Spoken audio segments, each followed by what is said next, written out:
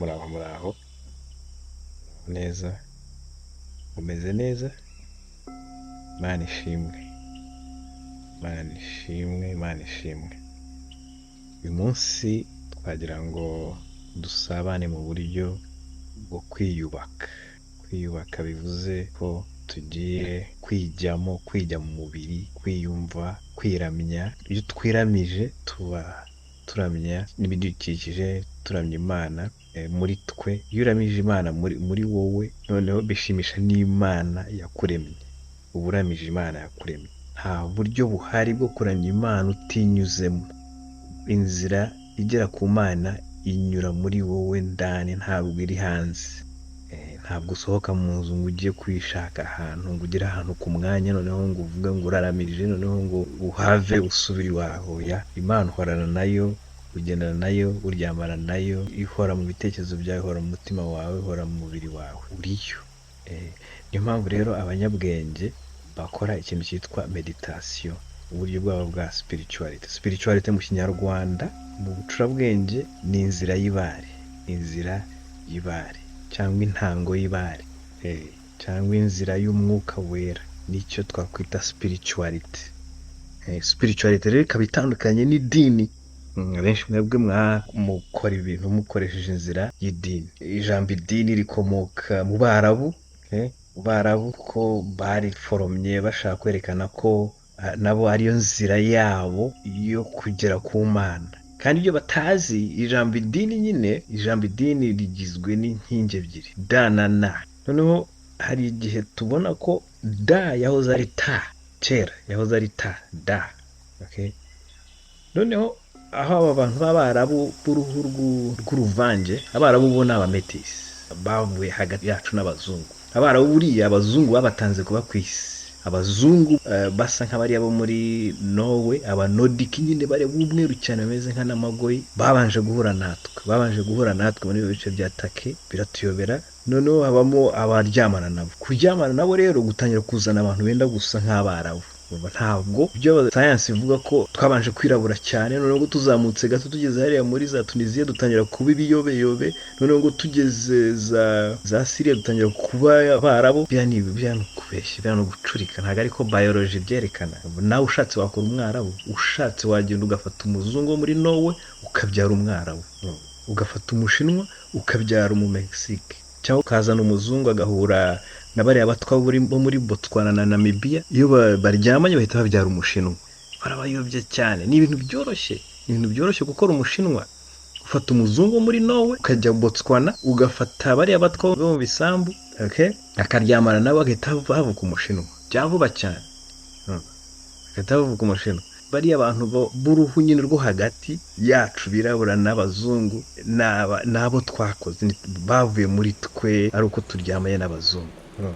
So ni ibintu byoroshye, ni ibintu bidasaba kusoma ibitabo bya Charles Darwin. Uriya wabeshyi nyine ngo twabanje kuba inkende, noneho tuza kuba abirabura bo mu biyaga bigari, noneho ngo kubera kirimani iki turirabura cyane, noneho ngo dutangira kuzamuka, noneho tugeze mu bukonje dutangira kuba abantu benda gusa nk'aba hariya nyine muri Syria, noneho ngo dukomeza tuzamuka ngo tugera ruguru za Sweden, ngo noneho duhinduka abazungu. Kubeshya ntabwo ariko bimeze. Amateka y'isi ntabwo ariko avuga. Abantu twaje hano tuvuye ahandi, tuza mu masura menshi. Bamwe noneho bahuriye hano babyara bashya. Hari abavukiye hano bitewe n'uko twahuriye hano n'Abazungu. Abarabu nitwe twababyaye, ari uko tuhuye n'Abazungu. Noneho muri bo bonyine batangira gukora variations zitandukanye n'amatribe atandukanye y'amoko y'Abarabu cyangwa amoko y'Abametisi. Ibyo byose bivuye mu kubera gushaka kubereka ko ijambo idini ryari rivuze ntu, ntu cyangwa muntu cyangwa anu. Navuga nti da yigeze kuba ta, muri make niyo basigaranye ibintu twari twaravumbuye kubera nyine basigaye hariya. Noneho batangira gusemura ibintu byinshi, noneho rya jambo ntu ribagera ku mutima, baravuga bati iri jambo rifite akamaro, rifite varite ubwo. Twebwe tuzi ko nyine ntu byari bivuze Imana, noneho bo barisoma nka din cyangwa tin. noneho ikintu kijyanye no kuramya Imana cyose bacyita ngo dini, okay? Ngo idini. Noneho bari mu idini, bari mu idini y'abayisilamu, bayizana hano, iryo jambo riraza hano, rirakwirakwira mu Rwanda no muri Afurika hose. Ugende nyine ku bitabo byabo biriya bya Korani na Bibiliya, abari mu idini. Ariko muri make ni ibintu bicuramye, ni kwa kuramya kwa muntu, ni kwa kuramya kw'Imana, ni kwa kuramya kw'Imana, okay? Reka dukomeze kuko titre y'iyi video twagira ngo dukore umwiherero w'inzira y'ibare, ari wo twakwita mu cyongereza meditation, okay? Umwiherero w'inzira y'ibare. Inzira y'ibare itandukanye n'idini nkuko muyizi muri ibi minsi, ariko nubwo idini yari ishingiye nyine mu bintu by'inzira y'ibare no kwihindura umwe na ntu, okay? Kwihindura umwe na ntu unyuze mu mwiherero wawe no mu migenzo yawe no mu migenzo ugomba gukora nk'umuntu mwene ntu nk'Imana mu mubiri, bo birabayobera. Barabizamye bakora ibindi, barabibaha mwese, uburozi murayoba, muracanganyikirwa bibindi. So tugiye gukora umwiherero w'inzira y'ibare. Inzira y'ibare twavuze ko ari spiritualite, ushobora kuvuga inzira y'ibare cyangwa intango y'ibare, okay? Cyangwa inzira y'umwuka wera, okay? Twavuze the way of the soul to the body. Inzira y'ibare, the way of the soul to the body. So soul bivuze iki? Soul itandukaniye he n'umwuka?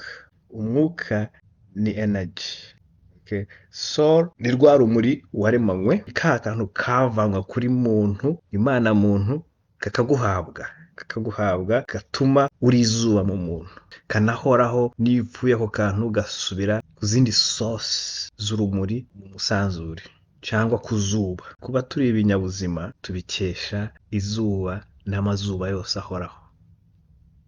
Izuba buriya niritaga ni ikintu gitagatifu cyane cyane, nicyo kiranga Imana. Ariko byose bigahera muri wowe. Ntago ari ngombwa kujya mu Biriziya, ntago ari ngombwa kujya guhura na pastori, ntago ari ngombwa kujya guhura n'umuntu uwo ari we wese ngo aguhe imigisha cyangwa kuvugire ku oya, ayo ni amakosa akomeye, ni amakosa akomeye.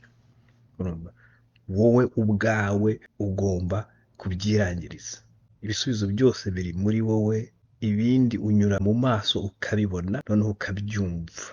So noneho reka dukore umwiherero, reka dutangire dukore umwiherero, ariko mbere yuko tubitangira ngira ngo ndabanza mbigisha ukuntu bikorwa. Ukuntu bikorwa ko iyo tuvuze meditation muhita mwibuka cyangwa mutekereza ibintu byo mu Buhinde, kora bariya nabo babivanye muri basekuru bacu. Ngewe nashango mbere ku kuntu Cyilima uko yabikoraga, kuko yari Buddha, yari umubuddha, yarabonye ikintu cyitwa ascension, yarageze ku rwego rw'Imana, ari Imana. Nkuko wumva Gautama Buddha wo mu Buhinde, Cyilima nawe niko yari ameze. Cyilima ntabwo yategetse mu Rwanda nkuko mwe mubizi, icyicaro cye cyari muri Iraq, abazungu bamwanditse nka Erishum 1, okay? Hari ba Cyilima babiri, nabo bose bategetse muri Iraq, ariko uwa mbere yitwaga Erishum, abazungu bamwise Erishum 1, okay? Ariko yari Cyilima 1, okay? Mu Rwanda ejo bundi ariko haje kubaho undi witwa Cyilima Rujugira, okay? Uwo nguwo n'uwejo bundi, uwo n'usanzwe nko mu bihe by'ibinyejana 16 gutyo. Uwo nguwo n'uwejo bundi, uwo nguwo watandukanye na Cyilima wa mbere. Yari umumana, yari umubuddha, akora meditation ziteye ubwoba, afite inzira y'ibare ikomeye. Inzira y'ibare ye yari ikomeye. Ibare rye ryari ikomeye, ryarateniza ascension ari Imana. He was a god, okay? Sasa no mu Kinyarwanda iyo ushaka kugira ngo ukore umwiherero wihuze na byose, wihuze n'Imana, utapinga mu bumana bwawe bukurimo, ushaka ahantu ukashyira umusambi, ukicara, ukirinda kuba hari ibintu bigusakuriza, ibintu nyine by'umuziki cyangwa ibintu nk'abantu bacura imihoro mu mpande, ukabyirinda ko bidahari. Ugashaka ahantu hiherereye heza hacecetse, yenda nko mu gisambu, hari inyoni zo nta kibazo. Inyoni buriya ni amajwi y'Imana. Inyoni ni amajwi y'Imana, cyangwa ahantu hari umugezi ukubita neza amazi amanuka, ayo yose ni amajwi y'Imana. Aho ngaho wahakorera umwiherero w'inzira y'ibare cyangwa meditation, y'uburyo bwa Kinyarwanda. Noneho wamara kuhabona wicaye ku musambi neza, ukazinga amaguru yawe neza, ugashyira amaboko yawe intoki zawe ku mavi, noneho ukiha amahoro mu mubiri, icyo abazungu bita relax, ukarelaxing. Noneho ugatangira guhumeka buhoro, okay? Ugahumeka winjiza umwuka mu bihaha, ukawuha nk'amasegonda nka 40, none ukaza kuwurekura buhoro buhoro, ukabikora inshuro nk'9. Ibyo niyo bituma umubiri wawe, niba wari urimo ibintu by'ibibazo, ibintu bya tension, ibintu byo gutinya, ibintu by'ubwoba, byose bigabanuka. Wakomeza inshuro ya 2 bigashira none bikaba wowe n'umubiri wawe, nugakomeza ugahumeka gutyo, none ukaza kuba wowe n'umwanya, wowe n'ikirere, bisa nkaho wowe uganira n'ikirere n'umwanya, icyo abazungu bita space. Ushatse ufunga n'amaso, none ugatangira gukomeza guhumeka gutyo, wumva uwo mwuka ukuntu winjira muri wowe ukanasohoka, okay? Iyo bigenze gutyo, none wa mwuka utangira kujya mu maraso, bigatuma ya maraso yumva ko hari akantu k'amahoro kari mu kuba, okay? Amaraso burya ni ikintu cy'ingenzi cyane mu mubiri wawe, kuko niryo zuba muri wowe. Amaraso niryo zuba, ni liquid sunlight in your body, liquid energy in your body, okay? Niyo mpamvu imirase y'izuba yitwa imirase. Ayo maraso ni imirase yarashwe ikakujyamo kugira ngo ugire imbaraga zihoraho z'Imana. So iyo uhumeka ubuha ya maraso re-energization, cyangwa uyasubiza mu buryo, uyakiza. Niba harimo uburwayi n'iki, hari ibintu wariye bitameze neza, za impurities zitangira gushirira, okay? Kuyongobeka zikabura. Noneho wahumeka gutyo yenda nk'inshuro 9 in and out times yenda 5, ugera ku rwego noneho utangira kumva ko uruhutse. Kandi ubikora wirinda gutekereza cyane, kwibuka ibintu, urabyirinda byose. None ukageraho utakibuka, utagitekereza, ari wowe n'umwuka wawe n'umubiri wawe n'umutima wawe. None ukagera ku rwego wumva ko ubaye umwe n'umwanya, ubaye umwe n'ijuru, ubaye umwe n'isi, ubaye umwe n'umuyaga. Kugira ngo noneho ugere ku rwego rundi, ugatangira gukoresha noneho ijwi burya icyo kintu cyabayeho mbere y'umubiri. Ijwi nicyo kintu cyabayeho mbere y'umubiri. Iryo jwi ryari ndi, okay? Ndi, okay? Uhita uvuga uti ndi.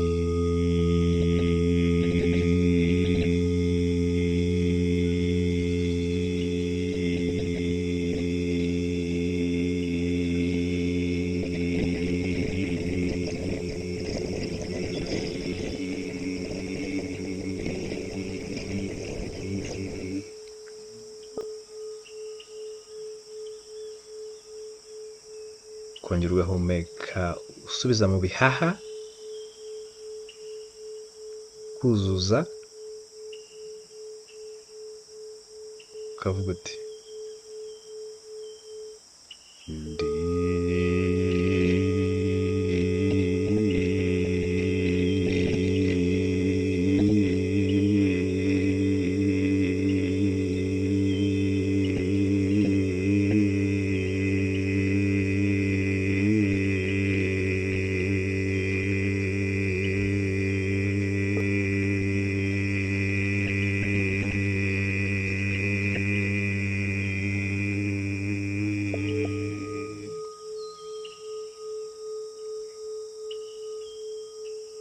Kongera ugahumeka usubiza mu bihaha,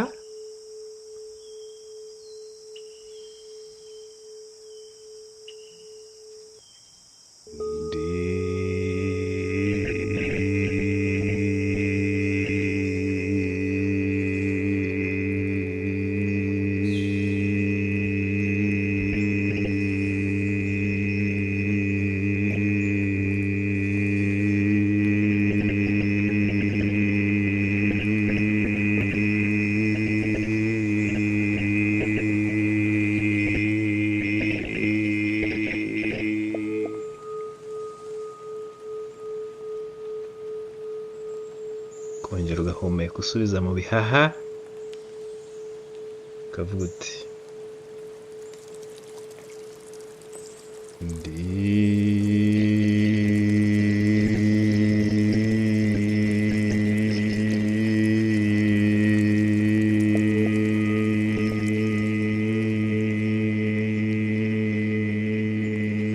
gutyo gutyo gutyo gutyo. So ukabikora inshuro 9. Okay, ukabikora inshuro 9. Iyo ndi uyikora inshuro 9 nk'uko wumva ngo om. Okay, bari bahinde baravuga ati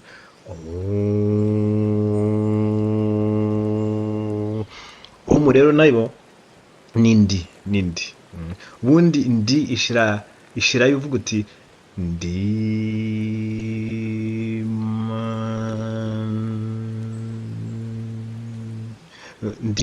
Imana.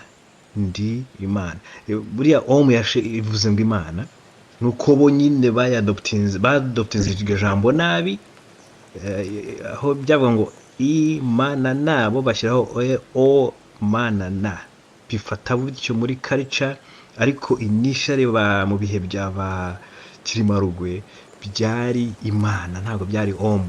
Urumva, ntabwo byari om kubera nyine bo baje kubiadoptinga nabi, ariko gifatirayo gutyo gitanga nyine ya result. Sasa kuvuga ngo kuba dukora iryo jwi rya Imana inshuro nk'icyenda bitanga ubuvuzi buvuye muri vibration. Okay, nta kintu Imana yaremye itifashije vibrational energy.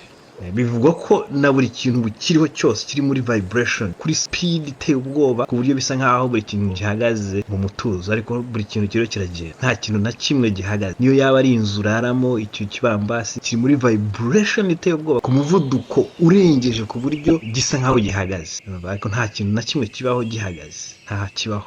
Urumva, kandi byose byatewe n'ijwi. Iryo jwi tuvuga ngo ndi.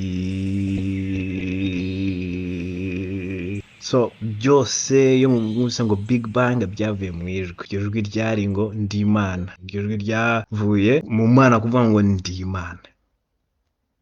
Okay, bivuze ngo ndi Imana, buri kimwe cyose gihita kibaho muri state of vibration. So noneho iyo wicaye ukavuga uti ndi,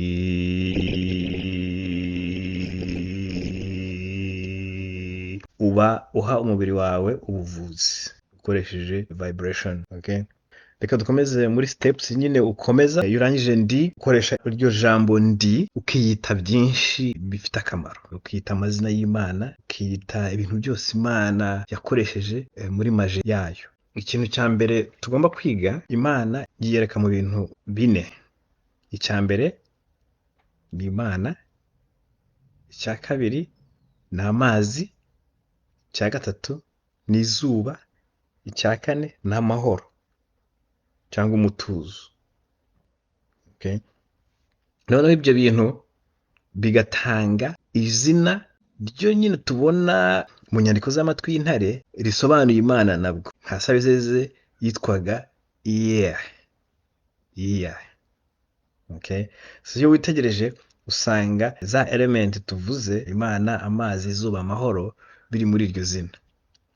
Noneho ikintu cya kabiri ukora urangije kuvuga uti ndi, uhumeka in and out inshuro 9, uratuza gato, none ugatangira indi ngingo, undi murongo, ukavuga uti ndi urangiza ugatangira uti ndi Imana inshuro 9, ndi i na a inshuro 2 bikoze za ngingo nababwiye, Imana, amazi, izuba, amahoro, bikaba ari izina. Okay, ugomba kubisenga, ukumva kubimedita, ukabivuga, kwivibra. Okay, kwivibra muri ubwo buryo. None reka dukore iya.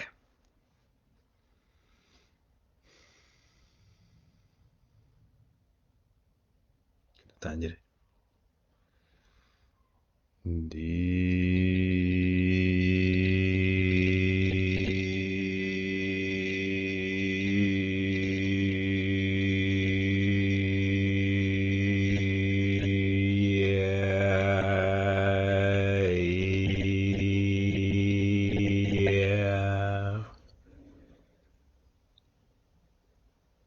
hamwe akanya gato,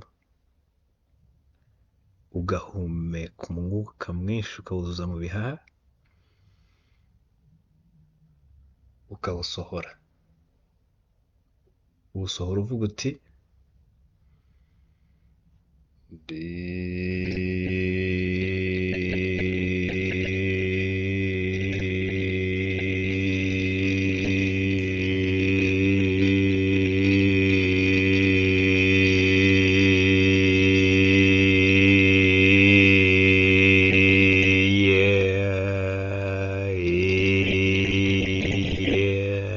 so making sure ko uvuze iya ya nzu igize Imana, amazi, izuba, amahoro. Okay, amahoro. Komeza inshuro 9. Okay, wicaye neza, wihaye umutuzo, mu buryo relax, nta tension. Okay, reka twongereyo rimwe.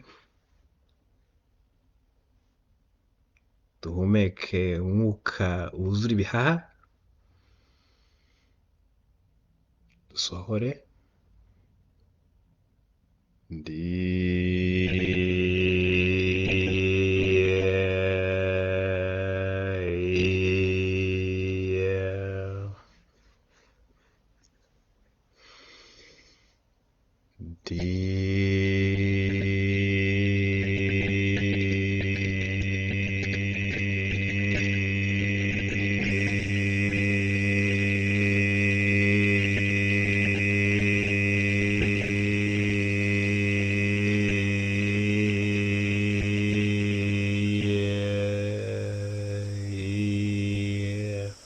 Nukabikora inshuro 9 kuri iya. Okay, ubanza gukora ndi gusa, none ugakurikizaho ndiya, noneho ubwa gatatu ugafata n'ijambo Imana, za ngingo zose zigize ijambo iya. Okay, iya ni izina ry'Imana mu buryo bwose bwa elements zose zibaho, mu buryo itunganya ibintu byayo mu musanzure. Okay, ikoresha nyine ubumana, ikoresha amazi, izuba n'amahoro. Okay, iyo tuvuze Imana ni umwuka. Okay, ni ikirere, umwuka mwiza uhoraho. Okay, noneho ahari ubugingo hari amazi n'izuba. Noneho kugira ngo ibintu bibeho biganze bibe byiza, aba hagomba kuba hari amahoro. Buri kintu cyose giharanira amahoro, giharanira amahoro n'umutuzo. Ahari amahoro hose haba hari Imana. Noneho reka dukurikize, turangije inshuro 9 iya ndiya, twabanje ndi inshuro 9, ndi nyine uba wibwira ko wiyemeza, wiyibutsa, utunganya umubiri wawe mu bumana bwawe. Icyo abazungu bita I am ni ndi. Okay, ndi. So reka no dukore icyiciro cya gatatu, tuvuye kuri iya tugiye kujya kuri ya magambo, amajambo mu bucurabwenge ni maje. Reka noneho dukurikije ijambo rya gatatu, ari yenda amahoro cyangwa dukoresha ijambo umutuzo. Reka duhumeke, dushyire umwuka mu bihaha, no tusohore. Ndi mutuzo. Reka tugiye gukomeza tuvuga ati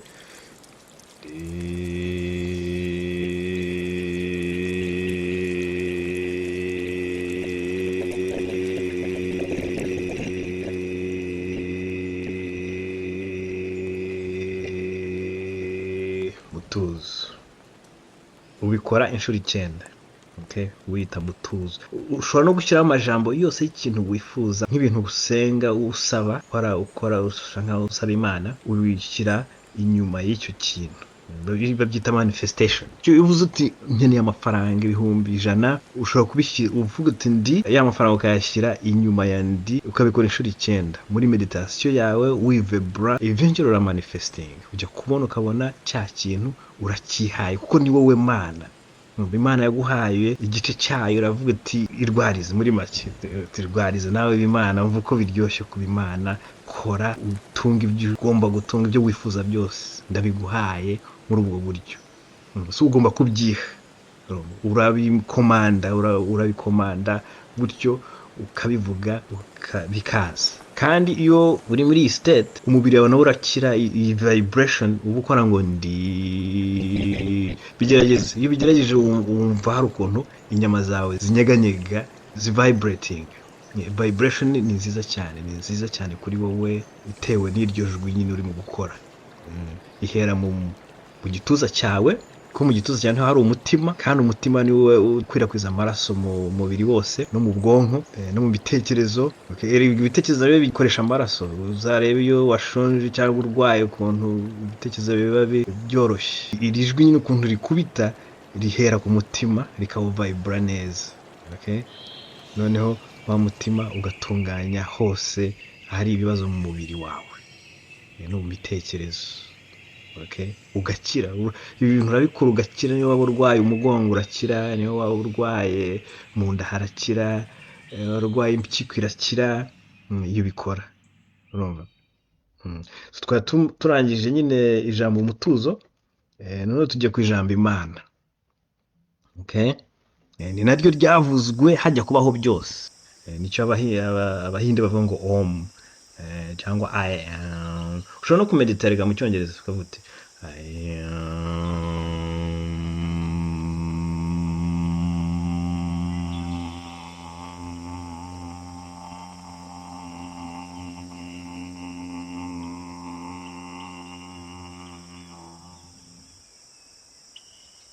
uba wigambye nyine ko uri. Okay, kuba.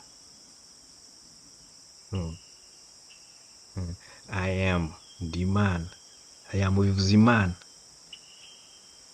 Okay, I am a woman, ndi Imana ngore. So ndi ni ijambo rikomeye mu bucurabwenge bwacu bwa Kinyarwanda. Okay, cyane cyane mu bijyanye n'inzira y'ibare. Inzira y'ibare nababwiye ko bivuze spirituality. Okay, so reka dukore Imana, reka dukore ndi twigamba Imana, tuvuga tuti turi Imana. Okay, muriteguye? Relax, noneho duhumeke dushyira mu bihaha, umwuka wuzure.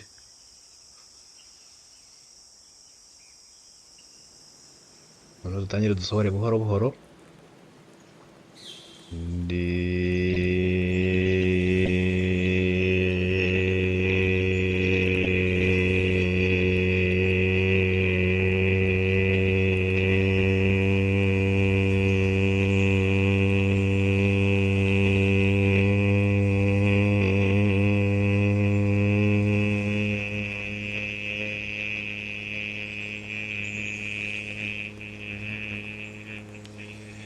Man,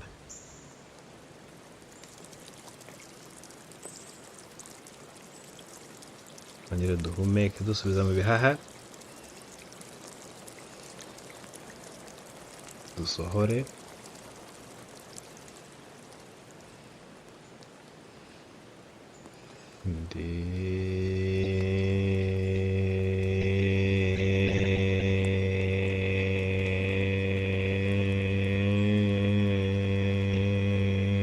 Man. Okay, so ubikora inshuro 9. Okay, mushobora kubaza muti 9 no kubera iki ari 9? 9 bivuze uruziga. 9 gihagarariye uruziga. Nta kintu cyaremwe kitari mu rugero rw'9. Ni nayo mpamvu umwana amara amezi 9 mu munda. Okay, 9 ni uruziga. Okay, twanyuze kuvuga ngo ndi Imana, nugakomeza uti ndi izuba inshuro 9. Izuba naryo rirakenewe. Izuba kuko byose tubikesha mu izuba, n'urumuri n'ibitekerezo byacu byose ni izuba riba ryiyereka iryari ryo mu mubiri. Imana yaremye imana zose yitwaga izuba. Imana zose zavuye mu izuba. Okay, hanyuma iryo zuba naryo ryavuye ibukara. Ibukara niho hari maje zose, niho hari imbaraga zitanga ibibaho byose. Ibukara. Iyo mpamvu nyine twaje turi ibikara. Initially twaje turi ibikara, turi muri iyo sura. Imana mu buryo bwa mbere buhoraho budasa nkaho hari cyaremwe, irirabura n'umwijima. Irirabura. So kuva muri uwo mwijima haje ijwi bivuga ngo ndi Imana. Kubera vibration na friction iteye ubwoba haza urumuri. Muri urwo rumuri havamo byose tubona bya material universe n'ibibaho byose. Okay, so turakomeza tuvuge tuti ndi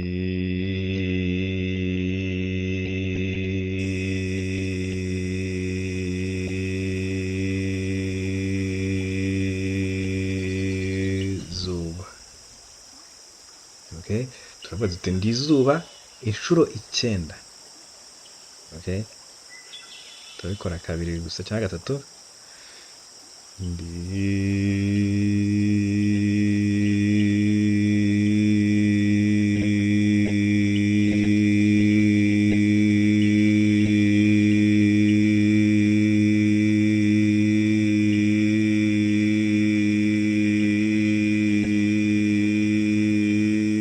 Zuba nukivibra kavuga amajambo abiri ndi izuba inshuro 9.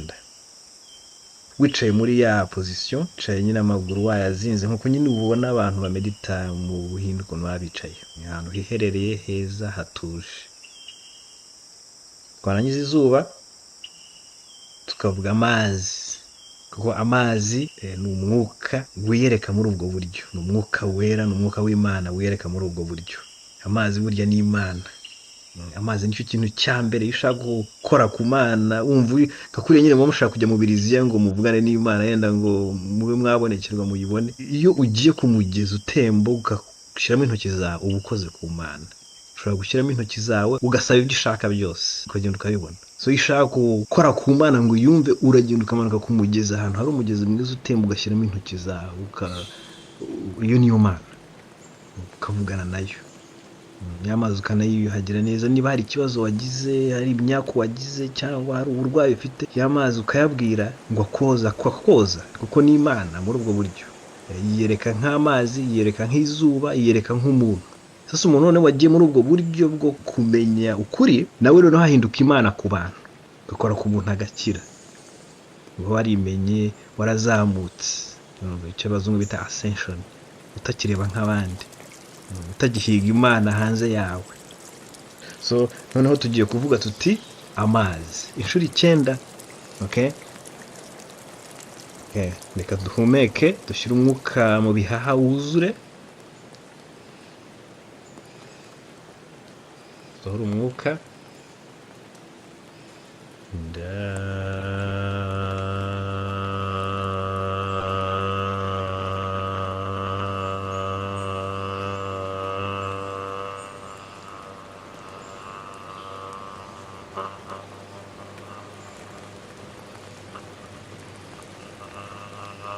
Mazi ukabikora inshuro 9, uvuga uti ndamazi. Umuntu ariko iyo process yose twahereye aho twavuze ngo ndi inshuro 9, tujya kuri ndi iya inshuro 9, tujya kuri ndi mutuzo inshuro 9, tujya kuri ndi Imana inshuro 9, tujya kuri ndi izuba inshuro 9, no tugeze kuri ndamazi inshuro 9. Okay, bigeze kuri urwo rwego utangira kumva noneho uri umwe n'isanzure, uruhutse, ahakubabazaga hose hakize. Okay, ibihaha wumva bimeze neza cyane, n'umutima wumva utera neza cyane, amaraso azenguruka neza mu mubiri wawe, wumva ukize, wumva uruhutse. Cyakubabaza ku mutima wumva kigiye. Abantu bari bafite ibibazo nabo wumva nta bibazo gifitanye nabo, baba babariye. Urumva kandi nyine iyo vibration uba ukora hari ukuntu igenda mu isanzure ikagera no kuri ba bantu bari bafite ibibazo nabo bakumva barakubabariye. Ibi bintu ntabwo babizi, babyita spooky action at a distance, niko babyita. Okay, ushobora kuaffect umuntu ari uri kure yawe, iyo uri muri uwo mwanya uri mu gukora ibi bintu, ushobora kubikora ushaka kugira ngo wenda umuntu wawe uri mu bitaro urwaye umerewe nabi akire, akaba yakira. Urumva? Turangije izo ndi zose. Okay, noneho tugiye gukora icyo twita self affirmations ziciriritse. Okay, aho ngaho niho ushyiriraho amasengesho yawe, ibyo ushaka byose. Yenda wari urwaye, ushobora kuvuga uti ndi muzima, ukabivuga inshuro 9. Wari urwaye ikintu, yari urwaye umutwe ukumereye nabi, cyangwa wari urwaye umusonga, noneho ukabimeditaho ukavuga uti ndi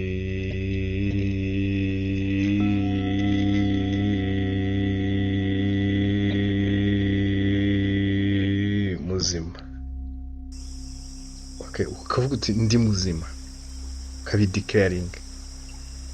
Okay, none ukabikora inshuro 9 wivibura gutyo, ukivibura uvuga uti ndi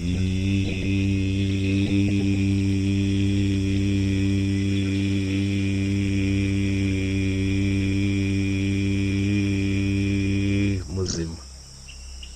Okay, ujya kurangiza umva wa musonga utakiriho. Okay, utakiriho. Hano ugomba kwemera ibyo urimo. Okay, ugomba kwemera ibyo urimo, wiha umutuzo, ukemera ibyo urimo, ukiyumva, ukikunda, ukiyemeza. Ugakurikizaho n'ibindi. Ushobora kuvuga uti ndi intwari inshuro 9. Okay, nubwo utakora inshuro 9 ariko nyine ukafata amajambo menshi yose wumva ushaka akuranga. Okay, akuranga mu buzima bwawe, ukuntu abantu bakubona, ibintu wifuza byose. Uti ndi intwari, ndi gatsinzi, ndi mutabazi, ndi rwibutsa, ndi agakiza. Niba ushaka gukiza abantu, ndi mwami, mporaho,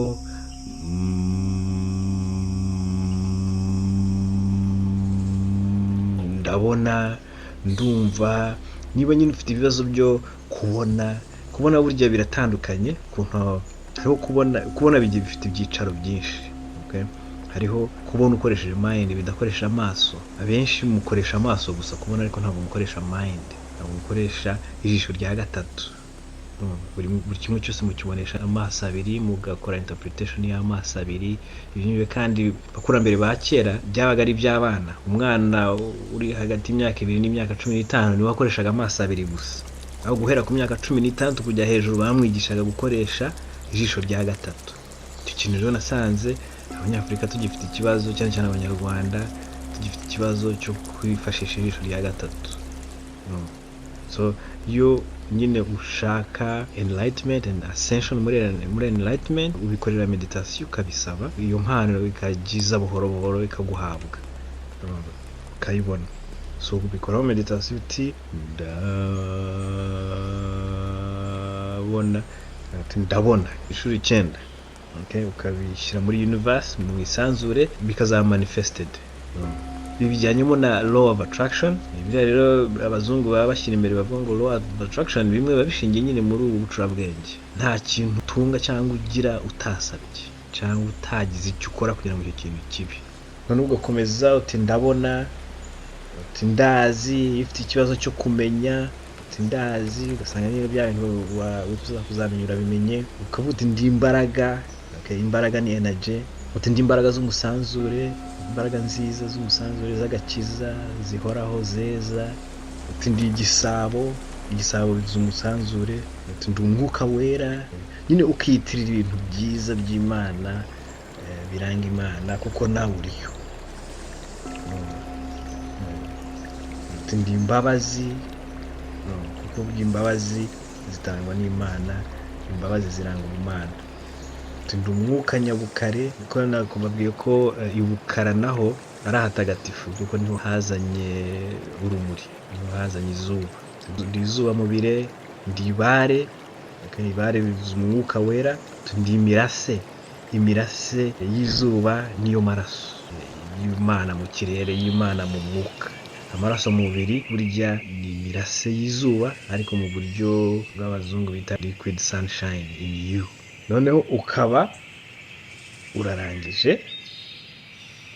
Mbere y'uko unahaguruka nyine ngo byitwa ko urangije gukora iyo meditation, bwira ikirere ibyo ushaka byose.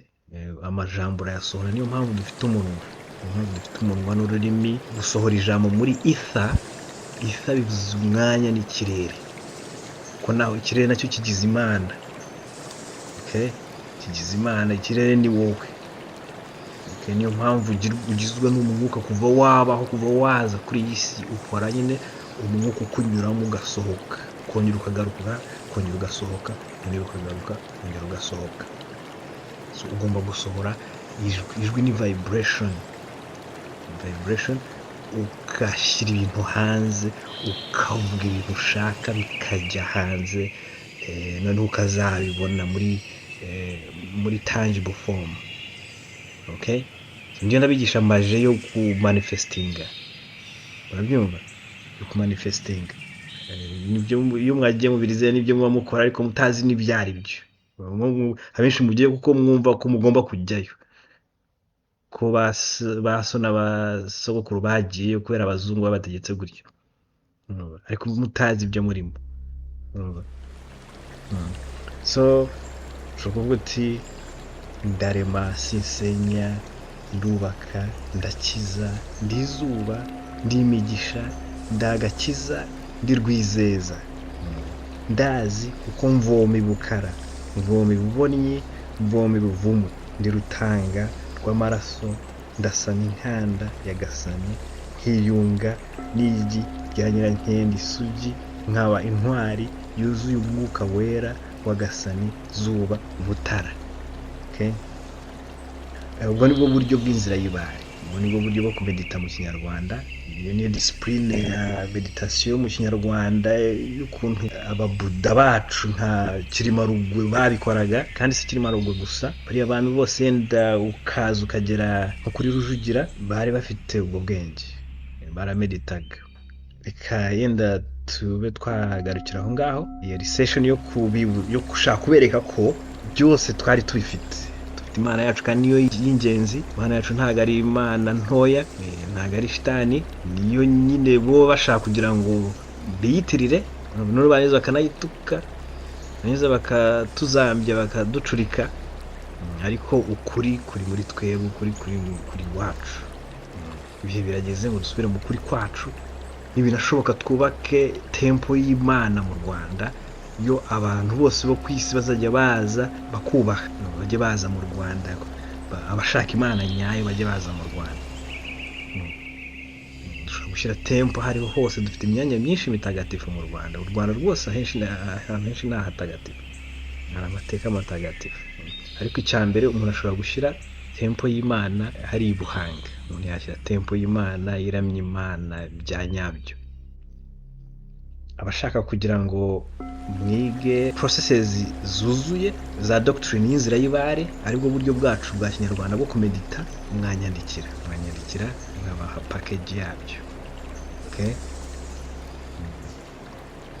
murakoze cyane.